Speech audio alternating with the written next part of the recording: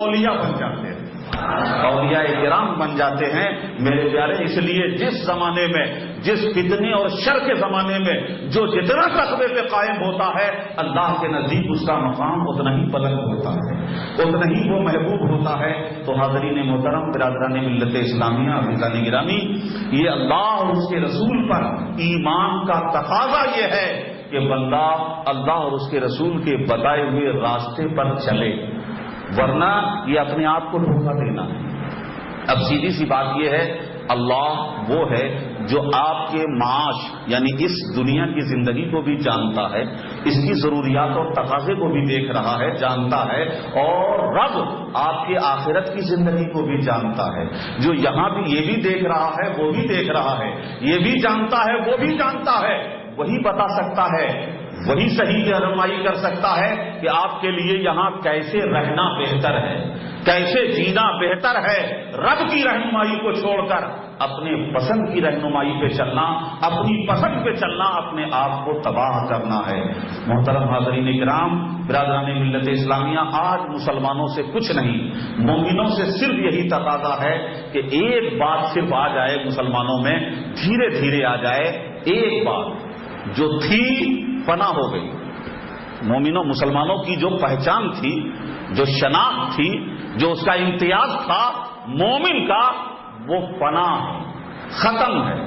وہ کیا ہے میں آپ کو بتا دوں، پہلے سمجھا دوں تاکہ آج کے حالات پہ دیکھ لیں کہ مذہب کو ماننے والے تو آج بھی مختلف مذہب کے ماننے والے ہیں، اور رسول پاک کے زمانے میں بھی مختلف دھرم و مذہب کے ماننے والے تھے، لیکن مومن کی اسپیشلٹی کیا تھی، مسلمان کی خصوصیت کیا تھی؟ ایک تو عقیدے کی سچائی کہیں گے تو یہ آپ کہیں گے، ہم کہیں گے کہ ہمارا عقیدہ سچا، اچھا، ٹرو اور مضبوط ہے، یہ تو دوسرا بھی بولے گا، تیسرا بھی بولے گا، یہ تو اپنی جگہ ہے، اس کے علاوہ یہ تو عقیدے کی سچائی، یہ پیغام کی سچائی ہے، یہ ہدایت کی سچائی ہے۔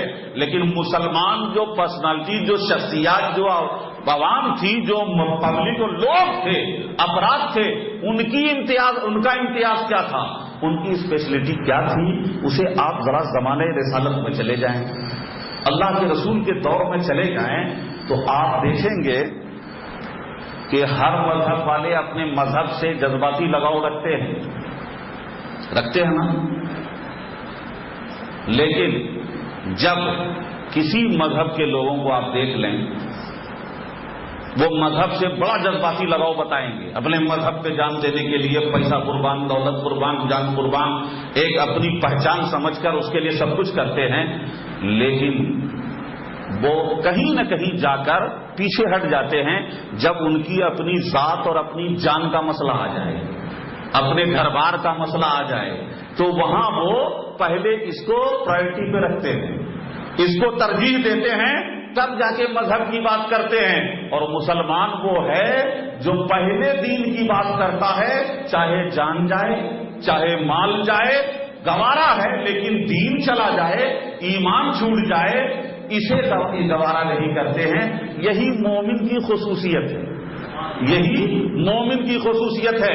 آپ مکے میں دیکھیں، مسلمان ہوئے، ستایا گیا، گھسیٹا گیا، تپتی ریتوں پہ گھسیٹا گیا، جسم چھلنی ہو گیا، لیکن ایمان سے نہیں ہٹے، جان جائے ایمان سے نہیں ہٹے۔ مسلمان ہوئے، مکے سے ہجرت کیا، حضرت عمر فاروق مدینے جا کر پیٹ پہ پتھر باندھ رہے ہیں، صدیق اکبر مدینے پہنچے ہجرت کر کے، پیٹ پہ پتھر باندھ رہے ہیں، اور مکے میں یاد کیجئے حضرت صدیق اکبر تاجر بھی تھے، اور بکریوں اور اونٹوں کا ریوڑ بھی تھا، صاحب حیثیت اور صاحب ثروت خوشحال تھے، لیکن میرے پیارے دین کے لیے ہجرت جب کر رہے تھے تو انہیں سوچنا چاہیے نا، میں جا رہا ہوں تو میں فاقہ کش ہو جاؤں گا، میں غریب ہو جاؤں گا، اپنے گھر بار، سرمایہ، جانور، دولت، سرمایہ، مویشی سب سے دور ہو جاؤں گا۔ ذرہ برابر فکر آئی نہیں، سب چھوٹے لیکن ایمان نہ چھوٹے، دین نہ چھوٹے، اور جانے کے بعد حالت یہ ہوئی کہ پیٹ پہ پتھر باندھنا پڑے گا۔ اور ایک موقع پہ تو مسجد نبوی میں بے وقت آنے کا وقت نہیں تھا.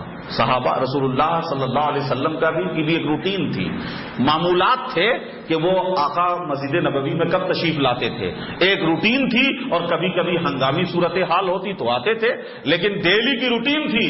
خلاف روٹین کے خلاف، معمول کے خلاف حضرت ابو بکر عمر فاروق مسجد نبوی میں پہنچ گئے. تھوڑی دیر کے بعد حضرت صدیق اکبر بھی پہنچ گئے، اور دیکھا تو مسجد نبوی میں جب یہ دونوں وفادار پہنچے تو رسول پاک بھی حجرے سے باہر نکل آئے. ابھی وقت نہیں تھا نکلنے کا، نکل آئے تھے کس لیے؟